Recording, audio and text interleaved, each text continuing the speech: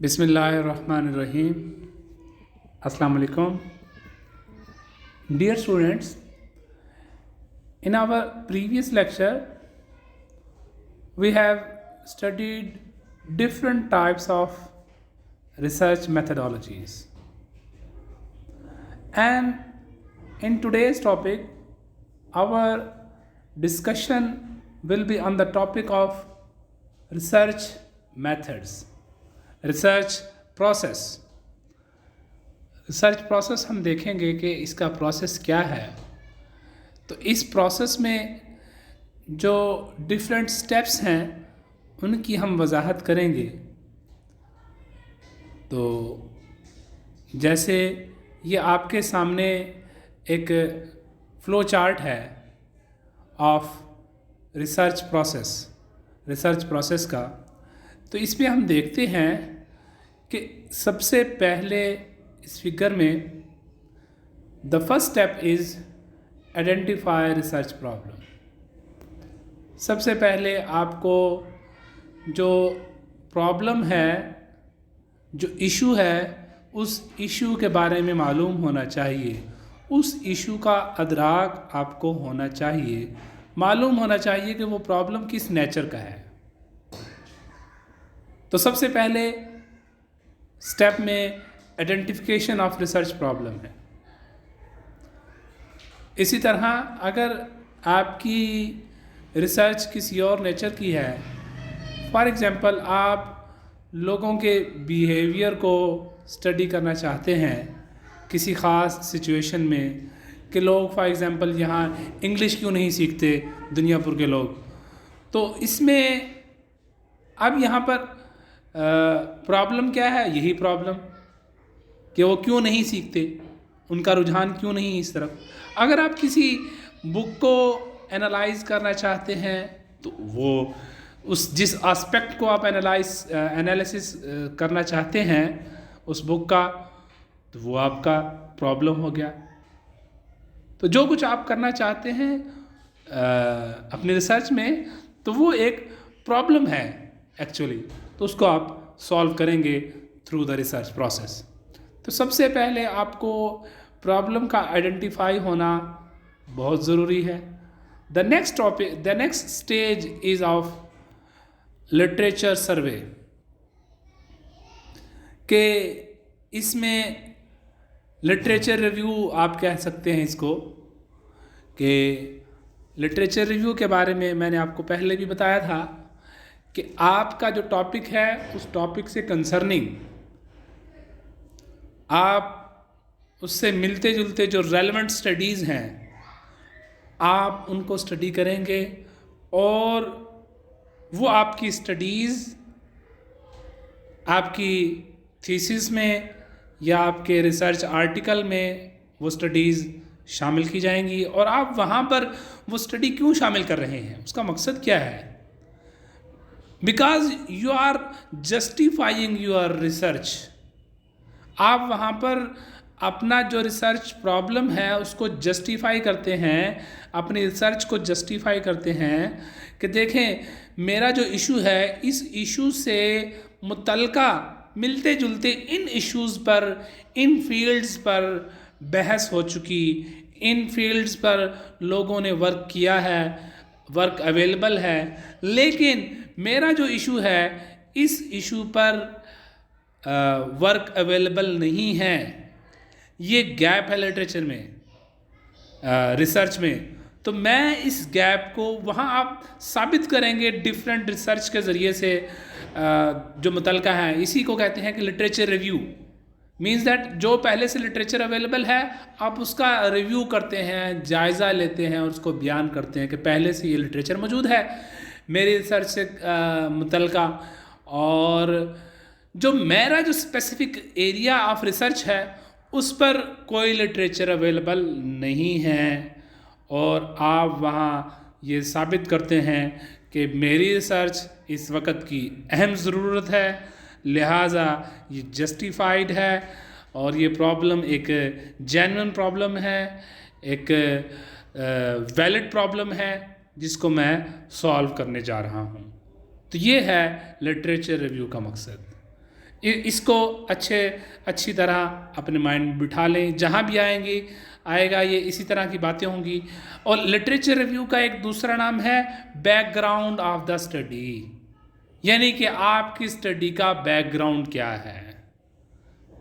तो वो आप उसमें भी यही बातें हैं, जाहिर है कि आप अपनी स्टडी का एक्चुअली लिटरेचर रिव्यू जो बयान कर रहे हैं वो आपका बैकग्राउंड है, पस मंज़र है। वहाँ पर पस मंज़र आप बयान करते हैं कि ये चीज़ें लिटरेचर अवेलेबल है और ये गैप है, उस गैप को आपने फिल करना है through this research process.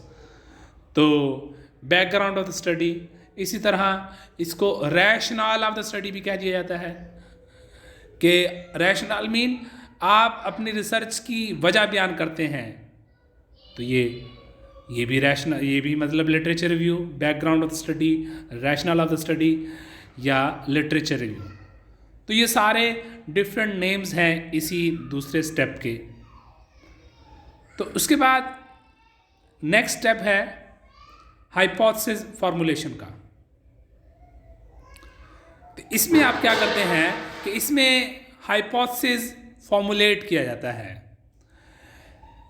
This is the essential part of scientific research. Usually जो साइंटिफिक रिसर्च है उसका ये एक ज़रूरी हिस्सा हुआ करता है अमूमन। तो उसमें हम पहले से हाइपोथेसिस एक मफरूज़ा क्रिएट करते हैं और वहाँ हम एक बताते हैं कि हमारे ख़्याल से जो नेचर है वो इस तरीके से वर्क करेगी, फिनोमेना जो वाक़या हो रहा है उसके बिहाइंड ये रीज़न है। तो वहाँ आप प्रॉब्लम का सॉल्यूशन एक एक्सपेक्ट करते हैं कि मेरे ख़्याल में इस प्रॉब्लम का सॉल्यूशन ये हो सकता है। तो इसको कहते हैं हाइपोथेसिस फॉर्मुलेशन। तो ये हर तरह की रिसर्च का जुज़ नहीं हुआ करता, अमूमन साइंटिफिक रिसर्च का जुज़ हुआ करता है ये। अगर आप किसी बुक को एनालाइज कर रहे हैं, बुक के किसी नावल को एनालाइज कर रहे हैं, किसी पीस ऑफ पोइट्री को एनालाइज कर रहे हैं, तो वहाँ पर कोई ऐसी हाइपोथेसिस फॉर्मुलेशन नहीं होगी, ये नहीं आएगा वहाँ पर। तो ये यूजुअली साइंटिफिक रिसर्च का एसेंशियल पार्ट हुआ करता है। तो नेक्स्ट है research design and sample design. यहाँ पर आप अपनी रिसर्च का डिज़ाइन बताएंगे कि आपकी रिसर्च किस टाइप की है, रिसर्च की नेचर क्या है। जो हमने पहले रिसर्च की टाइप्स पढ़ी थी, क्वालिटेटिव है, क्वांटिटेटिव है, फंडामेंटल है, कौन सी रिसर्च है आपकी, वहाँ ये इस हेडिंग में आप बयान करेंगे कि मेरी रिसर्च इस टाइप की है, ये इसका डिज़ाइन है। और after describing the design of research then you have to provide the sample research sample आप प्रोवाइड करेंगे कि आप वहाँ पर बताएंगे कि जो आपकी पॉपुलेशन है, जिस पॉपुलेशन पर आप वर्क कर रहे हैं, मैंने पॉपुलेशन पर पहले भी तफसीली बात की थी कि जिस पर आप वर्क कर रहे हैं, फॉर एग्ज़ाम्पल आप मटर के पौधे हैं उन पर आप वर्क कर रहे हैं, या कोई और पौधा है या कोई इंसान है आप उस पर वर्क कर रहे हैं, तो वो जिस पर आप वर्क कर रहे हैं that is the population of your research. तो अब जाहिर है आप फॉर एग्ज़ाम्पल आप एक विलेज की, एक सिटी की पॉपुलेशन को का बिहेवियर जानना चाहते हैं, तो लोगों का बिहेवियर जानना चाहते हैं, या आप फसलों का रिस्पॉन्ड जानना चाहते हैं कि फसलें किस तरीके से रिस्पॉन्ड करती हैं बीमारियों के सूरत में। तो आप जाहिर है हर पौधे पर रिसर्च करना नामुमकिन है, इम्पॉसिबल है कि आप हर पौधे पर जाके रिसर्च करें। तो आप वहाँ पर बताएंगे कि डिफरेंट, मेरा जो विलेज था, उस जो स्पेसिफिक एरिया था, उसमें मैं डिफरेंट पार्ट्स से, मैंने इतने पार्ट्स मैंने बनाए उसके विलेज के, तो हर पार्ट से मैंने 10-10 पौधे लिए, 5-5 प्लांट्स वहाँ से मैंने पिक किए और फिर मैंने उनका रिस्पॉन्ड चेक किया। या मैंने अपने विलेज के इतने हिस्से बनाए और इतने मोहल्ले थे या इतने उसमें गलियाँ थी, तो उसमें मैंने इतने घरों को टच किया, इतने लोगों को टच किया और उसमें जाके लोगों का जो बिहेवियर था उसको स्टडी किया। तो डिफरेंट पार्ट से आप जाकर स्टडी करेंगे। इसी तरह आप किसी कंट्री लेवल पर रिसर्च कर रहे हैं तो कंट्री लेवल पर, जैसे पाकिस्तान है, तो आप यहाँ पर सूबाई लेवल पर आप जाएंगे कि भी फ़लाँ सूबे में कि इतनी डिवीज़न है और हर डिवीज़न में से मैंने इतने इतने सैंपल लिए, इतने इतने लोगों के पास गया। तो इस तरीके से आप मुख्तलिफ़ पार्ट से जाएंगे और जाकर वहाँ लोगों का बिहेवियर जानने की कोशिश करेंगे। अगर फसलें हैं तो फसलों का रिस्पॉन्ड जानने की कोशिश करेंगे। तो ये नहीं कि एक ही जगह पर आपने एक ही जगह के लोगों से आपने राय ले ली और उसी को बना दिया, नहीं। तो ये इसको कहते हैं रिसर्च सैंपल करना, कि सैंपल के तौर पर आपने कुछ को लिया, कुछ पॉपुलेशन को लिया और जो उस पर जो उनका आगे से उन्होंने आपको आंसर दिए, जो उन्होंने आपके सामने अपनी ऑब्जर्वेशन रिस्पॉन्ड किया, वो आप अप्लाई कर देते हैं होल पॉपुलेशन पर। अगर विलेज की बात हो रही है तो पूरे विलेज पर वही चीज़ अप्लाई हो जाएगी। अगर किसी कंट्री की बात हो रही है तो वो बिहेवियर पूरे कंट्री पर वही हम उसको लागू कर देंगे। तो इस तरीके से इसको बोलते हैं सैंपल डिज़ाइन। वहाँ बताएंगे कि मेरा सैंपल डिज़ाइन है, मैंने विलेज के कितने पार्ट करने हैं, कंट्री के प्रोविंस के कितने पार्ट करने हैं और किन किन हिस्सों से कितने कितने पौधे पिक करने हैं या कितने कितने लोगों को किस तरह मैंने टच करना है। तो ये ईच एंड एवरीथिंग आप बताएंगे कि मैंने 5 लोगों को इस तरह हर सिटी से जाके पिक किया और वो 5 लोग एक जगह के भी नहीं थे बल्कि मुख्तलिफ जगहों से थे। तो यूँ आप कुछ देहाती, कुछ शहरी और हर तरह के लोगों से आप इंटरेक्ट करेंगे जो कि आपसे कंसर्निंग है, जो कि आपका स्पेसिफिक एरिया है, वहाँ आप बताएंगे।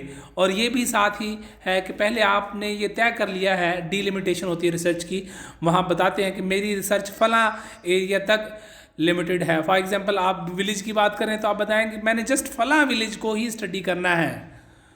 और इसी तरह अगर आप लोगों की बात करेंगे तो मैंने जी for example at least matric pass लोगों को मैंने टच करना है, अनपढ़ लोगों को टच नहीं करना। या अगर आपने अनपढ़ लोगों की स्टडी करनी तो आप बताएंगे वहाँ पर मैंने अनपढ़ से मेरी क्या मुराद थी, तो वहाँ उसको डिफ़ाइन करेंगे। तो ये सारी चीज़ें डिफ़ाइन की जाती हैं पहले से, डीलिमिटेशन में आप बयान करते हैं। आप भी मेरी जो एरिया ऑफ रिसर्च है वो यहाँ तक लिमिटेड है।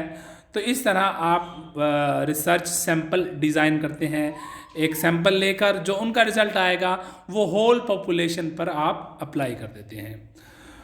तो इस तरह नेक्स्ट है कि data collection through carrying out research. ये बात मैंने इसी रिसर्च सैम्पलिंग में ही मैंने इसकी वजाहत कर दी कि डाटा कलेक्शन आप कैसे करेंगे। जो आपकी पॉपुलेशन है, सैंपल डिज़ाइन आपने बता दिया कि मेरे ये सैंपल हैं, तो उन्हीं से आप जाकर जो आपके सैंपल हैं, सैंपल से आप डाटा कलेक्ट करेंगे। जो आपका डाटा कलेक्ट करने का मेथड है, आपने इंटरव्यू लेना है, आपने उनसे फ़ोन पर बात करनी है या बिल मुशाफा मिलना है, कैसे मिलना है, जो भी आपका मेथड है, या जो आप प्लांट का जो भी मेथड है, आपका साइंटिफिक मेथड है डाटा कलेक्शन का, कैसे आपने डाटा वहाँ से कलेक्ट किया, क्या आपकी ऑब्जर्वेशन आई, तो जो साइंसी तरीक़ाकार होगा आप उसको यहाँ पर बयान करेंगे डाटा कलेक्शन में कि मैंने इस तरीके से डाटा कलेक्ट किया। फॉर एग्ज़ाम्पल आप किसी बुक पर रिसर्च कर रहे हैं तो उस बुक के बारे में जो आपने डाटा लिया, लोगों की राय ली, तो आपने किसी वेबसाइट से ली हैं, कौन सी वेबसाइट से ली, या इंटरनेट था या आपने दूसरे आर्टिकल थे, आर्टिकल से भी ज़ाहिर है डाटा कलेक्ट किया जाता है। तो वो सारी चीज़ें यहाँ पर बयान की जाएंगी कि आपकी डाटा कलेक्शन कहाँ से है। और फिर नेक्स्ट है data analysis and hypothesis testing, कि आपने जो डाटा लिया है उस डाटे को एनालाइज करना है, डाटा को एनालिसिस करना है। यहाँ पर आप अपना एनालिसिस बयान करेंगे कि आपकी रिसर्च अगर तजर्बाती थी, एक्सपेरिमेंटल थी, एम्पिरिकल रिसर्च थी, और वो आपने लेबॉर्ट्री में बैठकर की है, तो आप वहाँ पर बताएंगे कि मैंने इन हालात में रिसर्च की और इस तरीके से मैंने डाटा जो लिया था उसको एनालाइज किया और उस डाटे के जो एनालिसिस था उस एनालिसिस को अपनी हाइपोथेसिस के साथ कंपेयर किया और कंपेयर किस तरीके से किया आप उसकी वजाहत करेंगे। कंपेयर करने के बाद वहाँ पर कंपेयरिंग होगी, आपकी कंपैरिजन आपने कर दिया, डाटा एनालिसिस भी हो गया। अब 7th और लास्ट जो स्टेप है वो है जनरलाइजेशन का, इंटरप्रिटेशन का और रिपोर्ट का।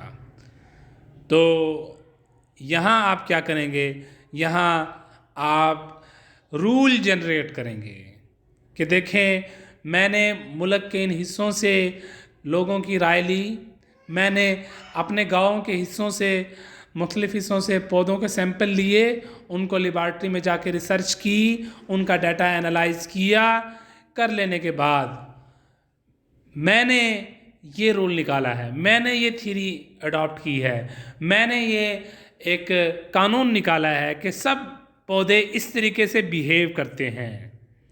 तो यहाँ पर आपका हाइपोथेसिस दुरुस्त भी हो सकता है, गलत भी हो सकता है। गलत हो गया तो कोई भी मसला नहीं है, गलत हो गया तो हो गया।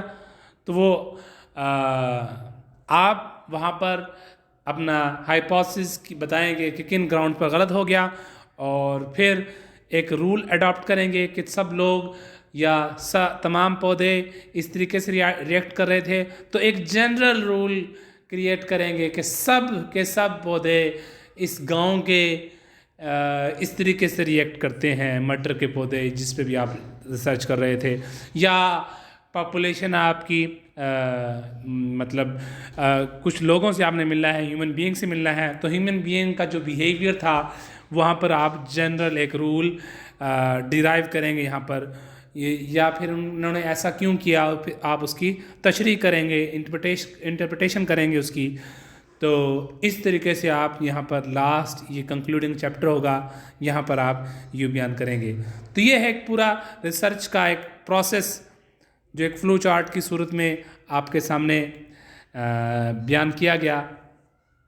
यूजुअली ये जो फर्स्ट चैप्टर है, फर्स्ट चैप्टर में बात आई हुई है आइडेंटिफिकेशन ऑफ रिसर्च प्रॉब्लम, ये फर्स्ट चैप्टर का पार्ट हुआ करता है, इंट्रोडक्ट। इसके अलावा भी और बहुत सी चीज़ें आती हैं फर्स्ट चैप्टर में, लेकिन ये यूजुअली फर्स्ट चैप्टर का पार्ट है। और नेक्स्ट है लिटरेचर रिव्यू का। लिटरेचर रिव्यू ये यूजुअली दूसरे चैप्टर का पार्ट हुआ करता है, दूसरे चैप्टर में ये चीज़ें आती हैं। और उसके बाद है हाइपोथेसिस, और हाइपोथेसिस भी यूजुअली दूसरे चैप्टर में ही आ जाता है। तो या साइंसी रिसर्च वाले इसको तीसरे चैप्टर में भी शायद इसको शामिल कर दें, मुझे इस पर इतना ज़्यादा इसमें डाउट है कि किस चैप्टर में होगा, दूसरे में होगा इंक्लूड या तीसरे में होगा।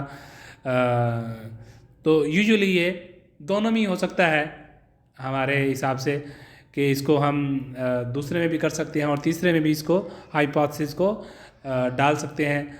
तो तीसरा चैप्टर वैसे प्योरली रिसर्च डिज़ाइन का हुआ करता है, मेथडोलॉजी का हुआ करता है। पहला चैप्टर इंट्रोडक्शन हो गया आपका, जिसमें आपने रिसर्च प्रॉब्लम बयान किया। दूसरा चैप्टर आपका लिटरेचर रिव्यू का हो गया, और तीसरा चैप्टर आपका रिसर्च डिज़ाइन का है, रिसर्च मेथडोलॉजी का है। और रिसर्च मेथडोलॉजी में research design, research sample design, data collection tools, ये सारी चीज़ें चौथा पांचवा स्टेप दोनों के दोनों तीसरे चैप्टर में आ जाएंगी। उसके बाद चौथा चैप्टर जो है ये आपका असल रिसर्च का चैप्टर है, जहाँ पर आप अपनी असल रिसर्च करते हैं। आप लेबॉर्ट्री में बैठकर वहाँ पर लेबॉर्ट्री में जैसे भी जो आपकी रिसर्च की नेचर है वहाँ पर आप रिसर्च करते हैं, डाटा एनालाइज करते हैं। डाटा एनालिसिस का चैप्टर चौथा है।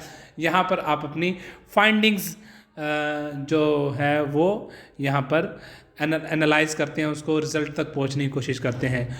और ये चौथा चैप्टर हो गया। उसके बाद पांचवा चैप्टर जो है वो लास्ट चैप्टर कंक्लूजन का है, जिसमें आप जनरलाइज करते हैं, जिसमें आप रिज़ल्ट बयान करते हैं, अपनी फाइंडिंग्स बयान करते हैं कि मेरी ये फाइंडिंग्स थी, कंक्लूड करते हैं यहाँ पर। तो ये मैंने चैप्टर वाइज आपको बता दिए। एक थीसिस के चैप्टर इस तरीके से होते हैं।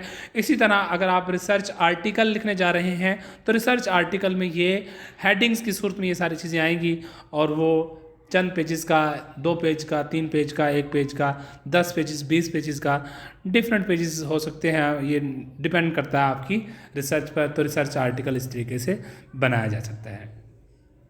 तो होपफुली आपको ये आज का हमारा रिसर्च का प्रोसेस जो है अच्छी तरीके से समझ आया होगा।